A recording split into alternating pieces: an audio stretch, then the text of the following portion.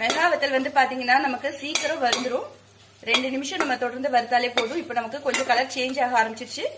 இந்த ஸ்டேஜ்ல நம்ம இதையும் நம்ம எடுத்துடலாம். இந்த கருவேப்பிலை வந்து பாத்தீங்கன்னா நல்லா வெடிச்சாச்சு.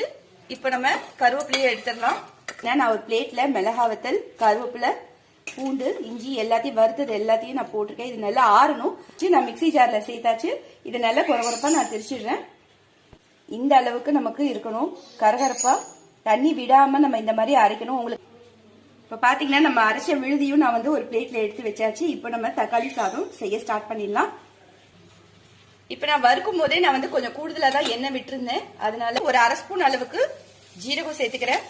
ஜீரகம் பொரிஞ்ச உடனே ஒரு 1/2 ஸ்பூன் அளவுக்கு சோம்பு சேர்த்துக்கிறேன். இப்ப நமக்கு ஜீரகமும் சோம்பும் நல்லா பொரிஞ்சிடுச்சு. இந்த ஸ்டேஜ்ல வெங்காயம் சேர்த்துக்கிறேன். வெங்காயத்தை